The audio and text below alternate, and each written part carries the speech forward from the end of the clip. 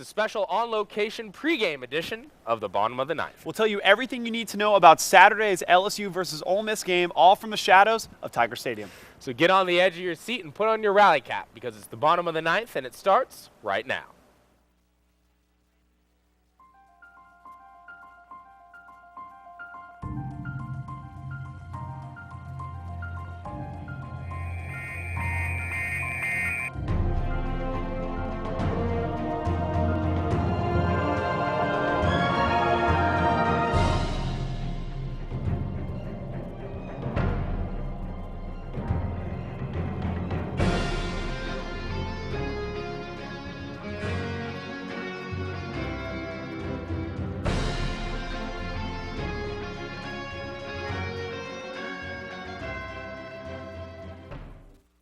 Welcome to this special edition of the Bottom of the Ninth. I'm Alex Cheney. And I'm Patrick Clay. Thanks for tuning in. Alex, you know what? It's good to get outside, get a little fresh air. Fresh air. A little better than the studio, yeah. Oh, it's nice.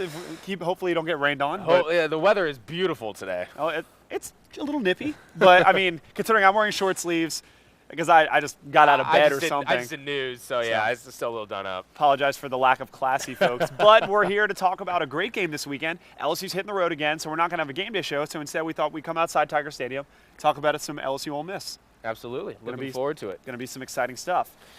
Starting off with our keys to the game. Actually, first off, let's take a look at the recent matchups between these two teams. Had some good games lately. Starting off in 2009, number 8 LSU going to Ole Miss. Onside kick that was recovered in the last minute of the game. Nail biter.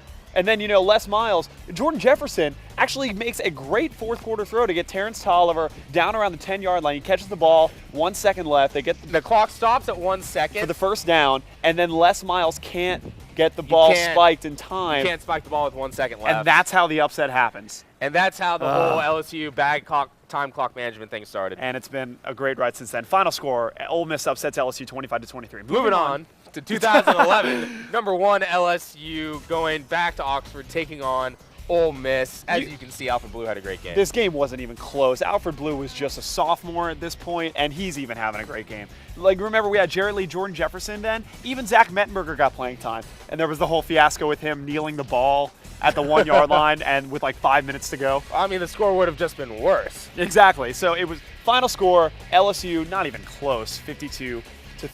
So, moving right along to 2012 was when Ole Miss came here last year to play number 7 LSU, a much closer game. Of course, Jerry Mahill once again continued just his streak of great games at the back half of last season, which carried, of course, as you know, into this season. Bo Wallace, quarterback for Ole Miss, we'll be seeing the Tigers will be seeing him on Saturday. Definitely going to be seeing some of him. And then, of course, there's the play that everyone thinks of from this game. Odell Beckham Jr. getting the punt return against the same team with basically the same route as Billy Cannon on Halloween so many years ago, gets the touchdown, and that's really what pretty much sealed it for the Tigers. It was a close game, but that was the emotional push they really needed. Final score, 41-35. Really? And so now let's go over our keys to the game. Now we're going to go there for this Patrick, year. What do you have for the Rebels? Well, we'll go ahead and start with Ole Miss. I think Ole Miss needs to force some turnovers because we saw a great game between the Rebels and the Aggies last week where we saw Bo Wallace and that offense can keep up with anyone, keep up with the best in the SEC.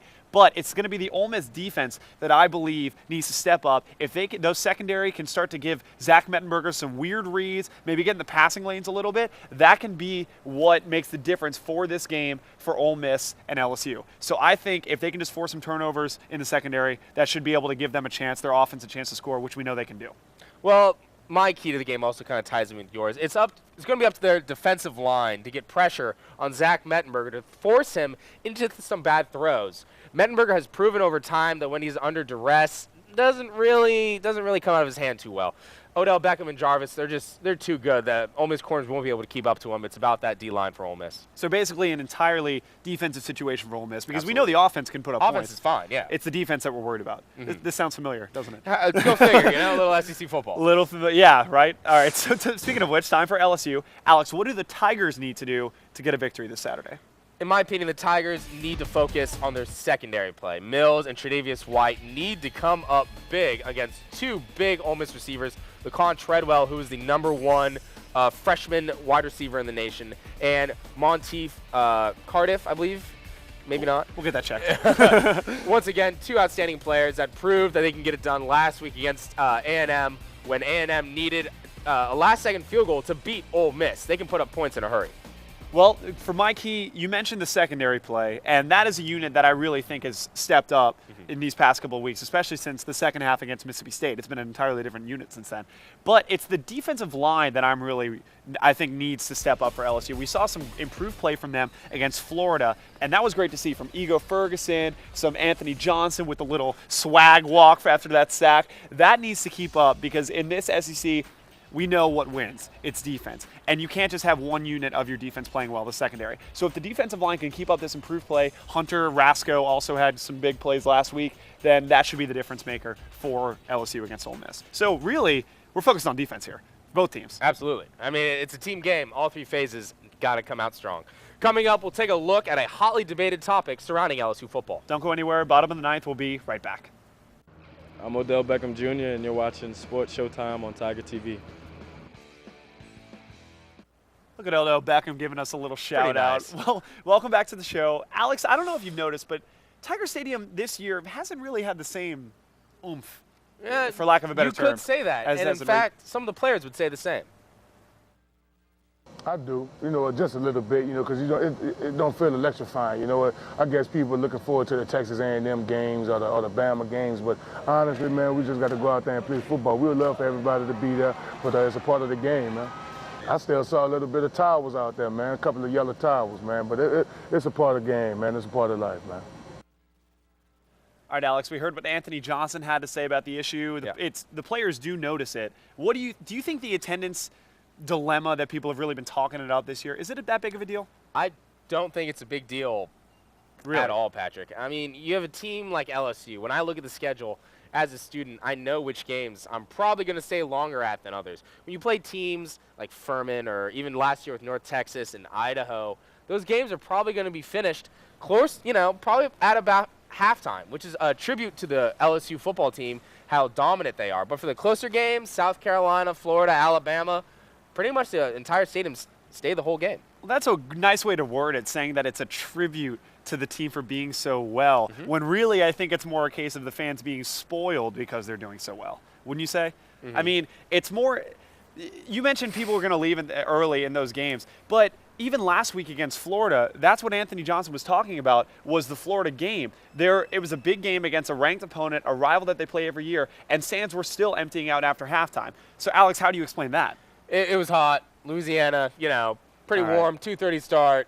A lot of people get a little overheated. That is true. But just in general, the thing that bothers me about all this is that, you hear a lot about Death Valley and greatest fans in college football and a lot of chest pumping. I don't think LSU has the room to do that if we're seeing, even against these smaller schools, even if we're seeing these crowds. You know what I mean? Because that's what bothers me the most. I really think, you see like Penn State and Michigan, that was a quadruple overtime game. Penn State's not ranked. They're not going to be bowl eligible. And their stadium was packed. Well, Penn State, of course, at an all-time pride high. That's true. Well, coming up after the break, we'll take a look at the best tailgating spot Ole Miss has to offer. We'll be right back.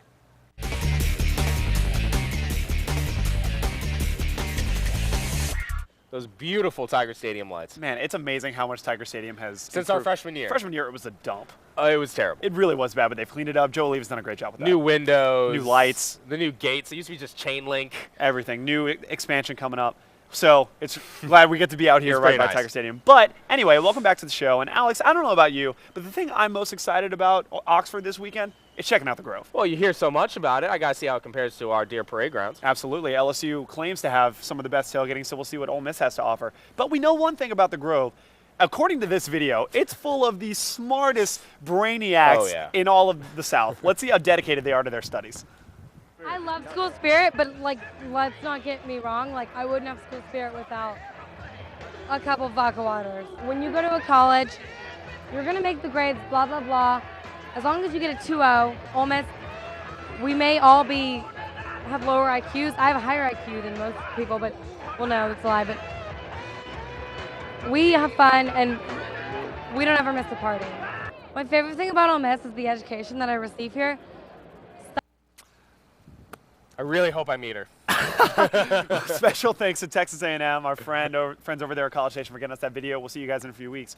I think this is pretty indicative of the Ole Miss population. I mean, you heard her say, you know, all we care about is the 2.0 GPA, but they're there to party. I mean, when you're in, Mississippi, there's so much to do. That thing, you can. Mississippi's great, y'all. Yeah. Yeah. You know what they say? Mississippi State is Louisiana's punchline. Well, that's all for the show today.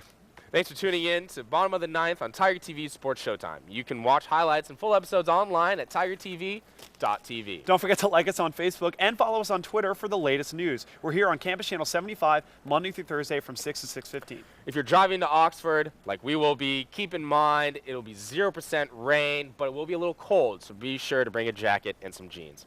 Also, be sure to check our website after the game for an exclusive post-game segment of Bottom of the Ninth from the field and Oxford.